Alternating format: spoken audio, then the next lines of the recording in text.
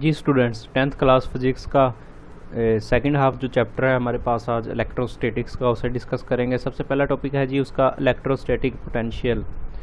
अब पोटेंशियल से आप सब वाकिफ़ हैं कि पोटेंशियल आपके पास क्या होता है। इलेक्ट्रोस्टैटिक चार्जेस को जब हम रेस्ट में स्टडी करते हैं उसे हम इलेक्ट्रोस्टैटिक्स कहते हैं कि ये एक फिज़िक्स की ब्रांच है। पोटेंशियल का हमें थोड़ा बहुत कंसेप्ट पहले पता है, थोड़ा सा और डिस्कस करेंगे डायग्राम की मदद से। डेफिनेशन सबसे पहले देखें जी, electric potential at a point, किसी एक पॉइंट पे electric potential in an electric field. क्योंकि इलेक्ट्रोस्टैटिक्स का हम यहाँ पे यूज़ कर रहे हैं तो इलेक्ट्रिक फील्ड ज़रूर यहाँ पे यूज़ होगी इलेक्ट्रिक पोटेंशियल में। Is work done in displacing unit charge from infinity to that point. यानी कि अगर आपके पास एक चार्ज है, फॉर एग्जांपल ये वाला आप डायग्राम में आप देख रहे हैं, एक चार्ज है आपके पास, इसकी इलेक्ट्रिक फील्ड ये इसकी इलेक्ट्रिक फील्ड लाइंस हैं जो पॉजिटिव चार्ज है तो लाइंस इसकी आउटवर्ड हैं। अगर मैं यहाँ पे सर्कल बना दूँ कुछ इस तरह की, ये इसकी इलेक्ट्रिक फील्ड है। अगर इस इलेक्ट्रिक फील्ड में कोई चार्ज आएगा तो ये उसे अट्रैक्ट करेगा या रिपेल करेगा based on the nature of the second charge. अगर कोई चार्ज इन्फिनिटी से, फॉर एग्जांपल ये आपके पास पॉइंट है इन्फिनिटी, इसे मैं आई का नाम दे देता हूँ, इन्फिनिटी पॉइंट है। अगर कोई चार्ज इस इन्फिनिटी से मूव करता हुआ इस चार्ज की इलेक्ट्रिक फील्ड में आता है और जितना वर्क हमें करना पड़ता है इस चार्ज को जो यहाँ पे इन्फिनिटी पर है, आई पर है, इस चार्ज के करीब लाने के लिए, वो वर्क जो होगा वो इलेक्ट्रोस्टैटिक पोटेंशियल के इक्वल होगा। फॉर एग्जांपल आपको एक एग्जांपल देता हूँ, ये क्योंकि पॉजिटिव चार्ज है, हम पॉजिटिव चार्ज लेंगे, दोनों एक दूसरे को रिपेल करेंगे तो वो एक दूसरे के करीब नहीं आ सकते, तो हमें उन्हें एक दूसरे के करीब लाने के लिए उस पर कुछ वर्क करना पड़ेगा। वो वर्क इलेक्ट्रोस्टैटिक पोटेंशियल कहलाएगा। फॉर एग्जांपल आपके पास एक चार्ज है जी क्यू आपके पास एक चार्ज है। ये चार्ज क्यू यहाँ पे इन्फिनिटी पर जो है मौजूद है, यहाँ पे इन्फिनिटी पर। इस चार्ज क्यू को मैं पुश करता हुआ, अगर मैं इसे प्लस क्यू कर दूं, चार्ज को प्लस क्यू कर दूं, उसकी रीज़न क्या है प्लस क्यू करने की वो मैं आपको बताता हूं। क्योंकि ये जो डायग्राम है इसमें पॉजिटिव चार्ज है और जो चार्ज एट इन्फिनिटी है वो भी पॉजिटिव है। दोनों पॉजिटिव हैं तो दोनों को एक दूसरे के करीब लाने के लिए वर्क करना पड़ेगा, क्योंकि दोनों एक दूसरे को रिपेल कर रहे हैं, अट्रैक्ट नहीं कर रहे। अगर वो दोनों एक दूसरे को अट्रैक्ट कर रहे होते तो हमें कोई वर्क ना करना पड़ता और ना ही इलेक्ट्रोस्टैटिक पोटेंशियल हमें डिस्कस करना पड़ता। दोनों पॉजिटिव हैं, दोनों एक दूसरे को अट्रैक्ट रिपेल कर रहे हैं, इसी वजह से हमें एक दूसरे के करीब लाने के लिए वर्क करना पड़ेगा इस पर। ये इन्फिनिटी पॉइंट आई से मैं इस चार्ज को उठाता हूँ और इसे मूव करता हुआ, मैं इस पर खुद वर्क करके मूव करके इसे ला रहा हूँ इन्फिनिटी से इस प्लस क्यू चार्ज के करीब, क्योंकि दोनों एक दूसरे को रिपेल कर रहे हैं। यहाँ पर मैं इसकी इलेक्ट्रिक फील्ड में किसी एक पॉइंट पे, ये इस पॉइंट पे ले आया, फॉर एग्जांपल इस पॉइंट पे ले आया, और मुझे जो वर्क करना पड़ा यहाँ से इन्फिनिटी से इस पॉइंट तक लाने में, इतने फासले में जितना वर्क मुझे करना पड़ा वो वर्क जो होगा इलेक्ट्रोस्टैटिक पोटेंशियल कहलाएगा। इसे कंप्लीट हमने डिस्कस किया था बहुत डीपली जाके, जो हमारे लेक्चर वाइज था कंप्लीट चैप्टर जो हमने डिस्कस किया। अगर आपको उसकी ज़रूरत है तो वो भी इसी में प्लेलिस्ट में मिल जाएगा, वहाँ से जाके देखें। नेक्स्ट टर्म हमारे पास है जी कैपेसिटर। कैपेसिटर को डिस्कस करेंगे। कैपेसिटर हमने पढ़ा था कि चार्जेस को स्टोर करने के लिए इस्तेमाल होता है और इस डिवाइस को हम कैपेसिटर कहते हैं। कैपेसिटर बेसिकली जो है चार्ज को स्टोर करने के लिए इस्तेमाल होता है। इसे हम डिफरेंट डिवाइसेस में यूज़ करते हैं ताकि एक इनिशियल पुश मिल सके उसे। Capacitor is a device that is used to store the charges.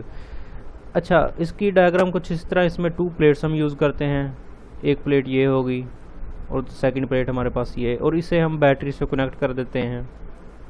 ये हमारे पास फॉर एग्जांपल बैटरी है, ये इसका एक पॉजिटिव टर्मिनल और सेकंड जो है इसका नेगेटिव टर्मिनल आ गया, और हमने इसको एक पूरे सर्किट से कंप्लीट कर दिया, बैटरी के साथ कनेक्ट कर दिया। अब इन 2 प्लेट्स के दरमियान ये जो 2 प्लेट हैं इनके दरमियान, फॉर एग्जांपल ये प्लेट 1 है और ये प्लेट 2 है हमारे पास। इनके दरमियान यहाँ पे हम कुछ मटेरियल यूज़ करेंगे। मटेरियल क्यों यूज़ करेंगे? ताकि टू चार्जेस आपस में मिल ना सकें। फॉर एग्जांपल ये वाली जो प्लेट है, इस पे प्लेट 1 पे पॉजिटिव चार्ज है और इस प्लेट पे नेगेटिव चार्ज है। अगर इनके दरमियान कोई डाइलेक्ट्रिक नहीं होगा, ये आपस में मिलेंगे और न्यूट्रल हो जाएगा, हमारा सर्किट बनाने का कोई फ़ायदा नहीं। इसलिए हम इसके दरमियान कोई ना कोई डाइलेक्ट्रिक यूज़ करते हैं। वो पेपर शीट हो सकती है, वो एयर हो सकती है, वो कोई लिक्विड मटेरियल हो सकता है, कुछ भी हो सकता है। मैं यहाँ पे एक पेपर शीट बना देता हूँ। ये हमने पेपर शीट इनके दरमियान यूज़ की और इस पूरे सर्किट को जो है हम कैपेसिटर कहते हैं और इसे हम बैटरी के साथ कनेक्ट कर देते हैं। बैटरी के पॉजिटिव टर्मिनल और नेगेटिव टर्मिनल के साथ कनेक्ट कर देते हैं। इसमें से करंट जो है डीसी की सूरत में पास नहीं कर सकता, एसी की सूरत में इसमें करंट पास करेगा। वो हमने देखा था कि इसकी रीज़न क्या है, वो भी अगर आपको ज़रूरत है देखने की तो वो भी प्लेलिस्ट में आपको मिल जाएगा। अच्छा, कैपेसिटर की जो इसका यूनिट है कैपेसिटेंस। कैपेसिटेंस होती है जी ability of capacitor to store charges is called capacitance. क्योंकि कैपेसिटर हमने पढ़ा कि चार्जेस को स्टोर करने के लिए इस्तेमाल होता है, तो जितने वो चार्जेस को स्टोर करेगा उतनी उसकी कैपेसिटेंस ज़्यादा होगी। अच्छा, कैपेसिटेंस का यूनिट जो हमारे पास है वो है जी फैरेड। फैरेड कैपेसिटेंस कब होगी? मैं फैरेड को डेफिनेशन को पढ़ने से पहले आपको पहले थोड़ा सा समझा दूं। जब आप इसे वोल्टेज देंगे, फॉर एग्जांपल ये डायग्राम आप देखें, इस डायग्राम में इस पे पॉजिटिव चार्ज है, इस पे नेगेटिव चार्ज है और इसके दरमियान डाइलेक्ट्रिक है, तो इन दोनों के दरमियान एक पोटेंशियल डिफरेंस क्रिएट हो जाएगा। कौन सी दो टर्म यहाँ पे यूज़ हो रही हैं? एक तो हमारे पास यूज़ हो रही है टर्म चार्जेस की, क्योंकि हमने इसे चार्जेस मुहैया किए बैटरी के ज़रिए, और सेकंड हमारे पास टर्म यूज़ हो रही है कि इन टू प्लेट्स के दरमियान पोटेंशियल डिफरेंस क्रिएट हो जाएगा। तो 1 फैरेड कैपेसिटेंस आपकी कब होगी? जब हम 1 कूलम चार्ज, फॉर एग्जांपल यहाँ से हमने बैटरी से 1 कूलम चार्ज जो है मूव करवाया इस तरफ, कुछ इस तरह हमने मूव करवाया, और इसकी प्लेट्स हैं, ये जो दो प्लेट्स हैं इसके दरमियान, इनके दरमियान 1 वोल्ट पोटेंशियल डिफरेंस जो है क्रिएट हो गया। तो हम कहेंगे इस जो कैपेसिटर है इसकी कैपेसिटेंस क्या है? कैपेसिटेंस हमारे पास 1 फैरेड है इसकी। थोड़ा सा समझने के लिए आपको डेफिनेशन अब देखते हैं जी। The capacitance of capacitor is called 1 farad if the potential difference between the plates of capacitor is 1 volt by giving it 1 coulomb charge. अगर हम चार्ज उसे 1 कूलम्ब दें, यहाँ से बैटरी से हमने 1 कूलम्ब चार्ज उसे दिया और इसकी प्लेट्स के दरमियान जो है। नेक्स्ट है जी हमारे पास कम्बिनेशन ऑफ कैपेसिटर्स का। उसके बाद हमने डिफरेंट कम्बिनेशन किया था। हमने कहा था कि एक कैपेसिटर को जो है हम यूज़ नहीं कर सकते और उससे इतना ज़्यादा काम नहीं ले सकते, तो उसमें 2 पॉसिबिलिटीज़ थी कम्बिनेशन ऑफ कैपेसिटर करने की। रीज़न बेसिकली ये थी कि हम उसकी जो है कैपेसिटेंस बढ़ा सके। कैपेसिटेंस बढ़ाने के लिए 2 पॉसिबिलिटी होती हैं हमारे पास। एक तो हम जो प्लेट्स हैं उनका एरिया बढ़ा दें, प्लेट्स का एरिया बढ़ा देंगे। फॉर एग्जांपल ये 2 प्लेट्स हमने यूज़ की और इन्हें हमने एक बैटरी के साथ कनेक्ट कर दिया।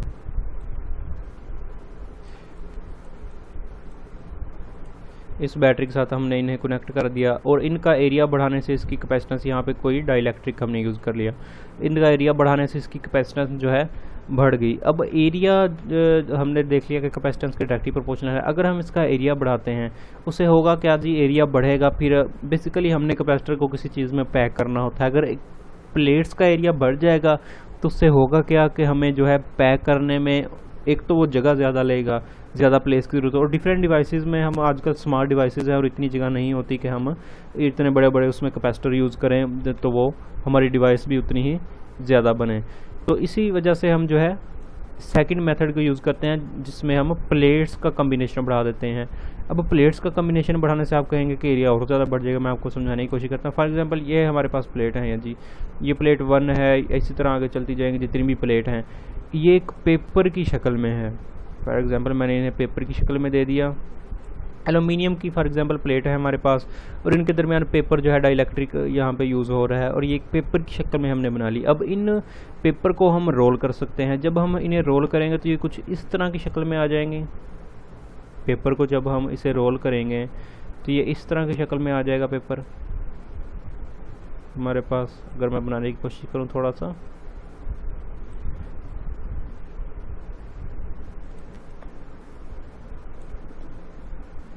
इस तरह के पेपर शक्ल में आ जाएगा। तो इस कैपेसिटर को हम आसानी से डिवाइसेस में यूज़ करते हैं, बजाय इसके कि हम जो है उसका प्लेट्स का एरिया बढ़ा दें और हम उसे डिवाइसेस में आसानी से यूज़ ना कर सकें। अब सीरीज इसके 2 कम्बिनेशन है कैपेसिटर्स के। कौन कौन से कम्बिनेशन है? सबसे पहले है जी सीरीज़ कम्बिनेशन और सेकंड हमारे पास पैरेलल कम्बिनेशन। सीरीज़ कम्बिनेशन में हम कैपेसिटर्स को सीरीज़ में हम कैपेसिटर को उसको कंबाइन करते हैं।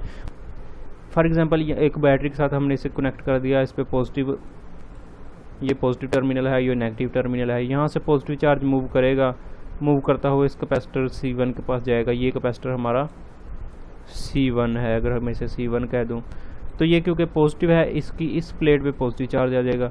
अब इलेक्ट्रोस्टैटिक इंडक्शन की मदद से जो सेकंड प्लेट है उस पर नेगेटिव चार्ज आ गया, इस पे नेगेटिव आएगा तो ऑब्वियसली जो नेक्स्ट कैपेसिटर की प्लेट होगी उस पर पॉजिटिव चार्ज आ गया।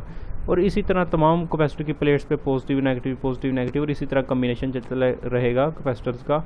हम बहुत ज़्यादा कैपेसिटर यूज़ कर सकते हैं, इसकी तादाद n हो सकती है, कोई भी तादाद के हम 50, 100 जितने भी हम 1000 कैपेसिटर यूज़ कर लें, जितने चाहें हम इसमें यूज़ कर सकते हैं, इसमें कोई भ्रम नहीं। अच्छा, नेक्स्ट जो है जी, इसमें प्रॉपर्टीज़ हैं इसकी सीरीज़ कम्बिनेशन की, कुछ मैं ज़्यादा नहीं बताऊंगा, 2 बेसिक प्रॉपर्टी जो है वो मैं आपको बता दूंगा। सबसे पहले है जी सीरीज़ में चार्ज जो है वो सेम रहता है। चार्ज किस तरह सेम रहता है? फॉर एग्जांपल बैटरी का चार्ज हम Q हमने दिया, बैटरी का चार्ज Q हमने प्रोवाइड किया इस कैपेसिटर को। इस कैपेसिटर की प्लेट जो लेफ़्ट प्लेट है उस पर चार्ज Q आ गया, इंडक्शन की वजह से जो सेकंड प्लेट है उस पर चार्ज भी Q आ गया, यानी कि कंप्लीट कैपेसिटर पे चार्ज Q आ गया। अब ये चार्ज जो है सेकंड कैपेसिटर में मुंतकिल हो रहा है, क्योंकि कैपेसिटर सीरीज़ में लगे हुए हैं तो चार्ज इसमें ज़ाय नहीं होगा, तमाम कैपेसिटर में चार्ज वही रहेगा जो हमने बैटरी का उसे मुहैया किया था। तो कंप्लीट जो बैटरी का चार्ज Q है वो इक्वल होगा कैपेसिटर के C1 चार्ज के, C2 के और C3 के, तीनों के इक्वल होगा जो हमने बैटरी का चार्ज हर कैपेसिटर को मुहैया किया। तो सेकंड प्रॉपर्टी इसकी है जी, वोल्टेज इसमें सेम नहीं रहता। वोल्टेज इसमें सेम क्यों नहीं रहता? क्योंकि वोल्टेज जो है डिवाइड हो जाएगा तीनों कैपेसिटर्स में, क्योंकि तमाम कैपेसिटर्स की कैपेसिटेंस मुख्तलिफ है। तो सेकंड हमारे पास कम्बिनेशन है जी parallel combination of capacitors. Capacitors को पैरेलल कैसे जोड़ते हैं हम? फॉर एग्जांपल ये इसका पॉजिटिव टर्मिनल है, ये इसका नेगेटिव टर्मिनल है, पैरेलल तरीके से इस तरह का कम्बिनेशन जब हम करते हैं तो इसे हम पैरेलल कम्बिनेशन कहते हैं। अब पैरेलल कम्बिनेशन में हम देखेंगे क्या है जी, इसकी 2 प्रॉपर्टीज़ हैं। प्रॉपर्टीज़ सबसे पहले ये है कि इसमें जो चार्ज है वो सेम नहीं, फर्स्ट में सीरीज़ में चार्ज सेम था, वोल्टेज डिफरेंस था, लेकिन जो हमारे पास पैरेलल कम्बिनेशन में इसमें चार्ज सेम नहीं है बल्कि वोल्टेज सेम रहेगा। वोल्टेज किस तरह सेम रहेगा? फॉर एग्जांपल बैटरी का वोल्टेज V है हमारे पास, अगर हमने प्रोवाइड किया वो वोल्टेज इस पॉइंट पे आएगा और इस पॉइंट पे, यहाँ पे पॉजिटिव आ गया क्योंकि ये जो टर्मिनल है बैटरी का पॉजिटिव टर्मिनल है, ये नेगेटिव टर्मिनल है, यहाँ से मूव करता हुआ जी इस पॉइंट पे आ जाएगा पॉजिटिव टर्मिनल, और यहाँ से मूव करता हुआ नेगेटिव टर्मिनल की तरफ आ जाएगा। अब इन दोनों पॉइंट पे तीनों कैपेसिटर्स में चार्ज जो है वोल्टेज जो है वो सेम जाएगा, तो हम कहेंगे कि वोल्टेज जो है तीनों कैपेसिटर में सेम है, लेकिन चार्ज सेम नहीं है। चार्ज यहाँ पे आके इस पॉइंट पे डिवाइड होगा 3 कैपेसिटर्स में, क्योंकि 3 कैपेसिटर हम यूज़ कर रहे हैं तो 3 कैपेसिटर में चार्ज डिवाइड हो जाएगा। ये इसकी बेसिक प्रॉपर्टी। उसके बाद भी इसकी प्रॉपर्टीज़ हैं कि इक्विवेलेंट कैपेसिटर क्या है, तो वो हम डिस्कस नहीं करेंगे, डीपली नहीं जाएंगे ज़्यादा, क्योंकि हमने पहले कंप्लीट चैप्टर डिस्कस किया। अब जो है जी टाइप्स ऑफ कैपेसिटर। कैपेसिटर्स को 2 टाइप्स में जो है डिवाइड किया जाता है उसकी वर्किंग के लिहाज से। सबसे पहली जो टाइप हमारे पास है वो है वेरिएबल कैपेसिटर। वेरिएबल कैपेसिटर ऐसे कैपेसिटर होते हैं, अच्छा वेरिएबल कैपेसिटर को समझाने के लिए मैं कैपेसिटर की बात नहीं हम करते, वेरिएबल वर्ड वेरिएबल को हम देखते हैं। वेरिएबल ऐसी चीज़ को कहते हैं जिसकी जो है वर्किंग चेंज हो सके। अब कैपेसिटर की बात जब हम करेंगे तो उसमें कौन सी वर्किंग है, उसकी कैपेसिटेंस है, हम उसमें कैपेसिटेंस को लेते हैं। तो ऐसे कैपेसिटर वेरिएबल कैपेसिटर होंगे जिनकी कैपेसिटेंस जो है वो चेंज हो सके, यही इसकी डेफिनेशन होगी। फिक्स्ड कैपेसिटर नाम से जैसे इसके ज़ाहिर है कि फिक्स्ड कैपेसिटर ऐसे कैपेसिटर हैं जिनकी जो है कैपेसिटेंस चेंज नहीं कर सकते हम मुख्तलिफ डिवाइसेस में, उन्हें हम फिक्स्ड कैपेसिटर कहते हैं। इसकी डिफरेंट टाइप है नेक्स्ट वेरिएबल कैपेसिटर की और फिक्स्ड कैपेसिटर की, मैं आपको थोड़ी बहुत बता देता हूँ। सबसे पहले जो फिक्स्ड कैपेसिटर है वो उसमें जो है पेपर कैपेसिटर है। पेपर कैपेसिटर में एलुमिनियम जो फॉइल यूज़ करते हैं या शीट यूज़ करते हैं उसमें हम, और एलुमिनियम की जो फॉइल हैं या शीट हैं उनके दरमियान हम डाइलेक्ट्रिक यूज़ करते हैं और उसे हम रोल कर देते हैं, उसे हम एक रोल की शक्ल में यूज़ करते हैं, उसे हम पेपर कैपेसिटर कहते हैं। सेकंड जो है जी माइका कैपेसिटर। माइका कैपेसिटर में इसी तरह हम बहुत ज़्यादा प्लेट्स यूज़ करते हैं और उनके दरमियान माइका हम यूज़ करते हैं एज अ डाइलेक्ट्रिक, उसमें डाइलेक्ट्रिक माइका यूज़ होगा तो उसे हम माइका कैपेसिटर कहेंगे। उसकी जो टाइप है हमारे पास नेक्स्ट है जी electrolytic capacitor. Electrolytic capacitor basically ऐसे कैपेसिटर होते हैं जिसमें इलेक्ट्रोलाइट यूज़ होगा। इलेक्ट्रोलाइट ऐसा मटेरियल है जिसमें करंट पास कर सकता है ड्यू टू आयंस, पॉजिटिव और नेगेटिव आयंस की वजह से उसमें करंट जो है पास कर सकता है। उसी तरह कंसंट्रेशन उसकी कि हम कैपेसिटर को बनाएंगे और उसे इलेक्ट्रोलाइट में डिप कर देंगे, उसमें डाल देंगे, तो वो कैपेसिटर हमारे पास इलेक्ट्रोलाइटिक कैपेसिटर कहलाएगा। इसकी एप्लीकेशंस पे आप आते हैं जी। सबसे पहले एप्लीकेशन में air cleaner and spray painting, जो आपकी बुक में जो 2 एप्लीकेशन है। सबसे पहले एयर क्लीनर को डिस्कस कर लेते हैं। एयर क्लीनर बेसिकली जो है एयर को क्लीन करने, नाम से जैसे ज़ाहिर है कि एयर को क्लीन करने के लिए जो इस्तेमाल होगा उसे हम एयर क्लीनर कहेंगे। इसका प्रिंसिपल क्या है, इसमें क्या वर्किंग है वो हम देख लेते हैं। डायग्राम पे थोड़ा सा फोकस करें। ये आपके पास एक चिमनी है। चिमनीज़ वगैरह में इंडस्ट्रीज़ में एयर को क्लीन करने के लिए इस्तेमाल होता है। ये कंप्लीट अगर आप हम इसे चिमनी कंसिडर कर लें थोड़ी सी समझने के लिए। ये 2 प्लेट्स हैं हमारे पास, एक प्लेट ये और सेकंड प्लेट हमारे पास ये। अब इन प्लेट को हम किसी एक पोटेंशियल प्रोवाइड कर देते हैं, करंट प्रोवाइड कर देते हैं। फॉर एग्जांपल इस पे हमने पॉजिटिव चार्ज प्रोवाइड कर दिया, दोनों प्लेट्स को पॉजिटिव चार्ज दे दिया हमने, ये हम खुद प्रोवाइड करेंगे प्लेट को। और इनके दरमियान एक वेब यूज़ होती है, जाली यूज़ होती है। हमने पढ़ा था इलेक्ट्रोस्टैटिक इंडक्शन के फिनोमेना में कि अगर पॉजिटिव चार्ज है तो सेकंड पे नेगेटिव चार्ज आ जाएगा। क्योंकि ये इनके दरमियान है तो इस वेब पे नेगेटिव चार्ज आ गया। यहाँ पे मैं लिख दूँ अगर इस पर नेगेटिव चार्ज आएगा। अब एयर के पार्टिकल्स जो हैं डर्टी पार्टिकल्स एयर के, वो यहाँ से आएंगे। इस जब वेब में से गुजरेंगे तो उन पे भी नेगेटिव चार्ज आ जाएगा। क्योंकि वेब पे नेगेटिव चार्ज है तो ओबियसली जो पार्टिकल हैं उन पर नेगेटिव चार्ज आ जाएगा। नेगेटिव चार्ज वेब में से गुजरने के बाद जब ये प्लेट्स के यहाँ से गुजरेंगे, क्योंकि अब पार्टिकल्स पे नेगेटिव चार्ज है लेकिन ये जो प्लेट्स हैं इन पे पॉजिटिव चार्ज है, जिसकी वजह से ये प्लेट्स जो हैं डर्टी पार्टिकल्स को अट्रैक्ट कर लेंगी और एयर जो है हमारी क्लीन होकर यहाँ से बाहर जाएगी। यहाँ से हम क्लीन एयर इस्तेमाल कर सकते हैं और ये तमाम जो फिनोमेना है इसे एयर क्लीनर हम कहते हैं। नेक्स्ट है जी स्प्रे पेंटिंग। स्प्रे पेंटिंग जो है डिफरेंट बॉडीज़ को पेंट करने के लिए बहुत अच्छी तरह, जैसा कि हम एग्जांपल लेंगे गाड़ी की, मैं यहाँ पे अगर समझने के लिए थोड़ा सा ड्रा कर दूँ। फॉर एग्जांपल ये हमारे पास एक